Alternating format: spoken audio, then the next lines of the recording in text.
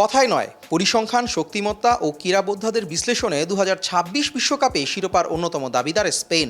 France, ইংল্যান্ডের মতো শক্তিশালী ইউরোপিয়ানদের হারিয়ে তারুণ্য নির্ভর দলটি 2024 ইউরো জিতে নিজেদের প্রমাণ করেছে বিশ্ব আসরে আসার আগে। লামিন ইয়ামাল, রদ্রি, ফাবিয়ান রুই পুরো মাঠে আক্রমণ আর রক্ষণের সংযোগ কিভাবে সেতু বন্ধন করে সেটাই বিশ্ববাসীকে এবার দেখাবেন coach Luis de la Fuente. তরুণ এবং অভিজ্ঞদের মিশেলে রিজার্ভ বেঞ্চটাও শক্তিশালী লা রোজাদের। এইচ গ্রুপে নিজেদের প্রথম ম্যাচে প্রতিপক্ষটাও সহজ, নবাগত দল কেপ ভার্দে। বসুন্ধরা টিস্যু, অশুদ্ধতার বিরুদ্ধে এক বিন্দুও ছাড় নয়। 2010-এর ফাইনালে আন্দ্রেস ইনিয়েস্তার গোলে শিরোপা জেতার পর বিশ্বকাপের রাউন্ড অফ 16 পার হতে পারেনি স্প্যানিয়ার্ডরা। তবে 2023-এর মার্চ থেকে টানা 31 ম্যাচ অপরাজিত থাকা লা রোজারা এবার ফেভারিটদের তালিকার শীর্ষে। সবশেষ পেরুকে 3-1 গোলে হারিয়ে প্রস্তুতি সেরেছে তারা। অন্যদিকে সাবেক চ্যাম্পিয়নদের বিপক্ষে ম্যাচ দিয়ে বিশ্বকাপ যাত্রা করে ইতিহাস গড়তে যাচ্ছে আফ্রিকার দ্বীপরাষ্ট্র কেপ ভার্দে।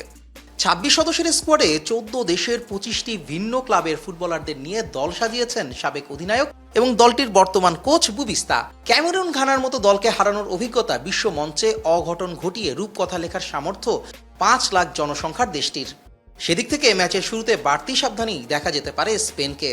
জর্জিয়ার আটলান্টা স্টেডিয়ামে ম্যাচটি শুরু হবে বাংলাদেশ সময় রাত 10টায়। একই গ্রুপে ভোর 5টায় মায়ামিতে মুখোমুখি হবে সৌদি আরব ও Uruguay. Romila, Lukaku, Kevin De ব্রুইনার মতো ফুটবলারদের নিয়ে সোনালী যুগকে আবারও বিশ্বকাপে ফেরাতে চায় বেলজিয়াম। ভিনসেন্ট কম্পানি কিংবা ভারেংটনের মতো তারকারা না থাকায় রক্ষণের দুর্বলতা নিয়ে সিয়াটলে জি গ্রুপে মিশরের বিপক্ষে ম্যাচ দিয়ে রাত 1টায় বিশ্বকাপ শুরু করবে বেলজিয়ানরা। তবে রিয়াল মাদ্রিদের অভিজ্ঞ গোলকিপার থিবো কোর্তোয়া চীনের প্রাচীর হয়ে থাকবেন বেলজিয়ামের।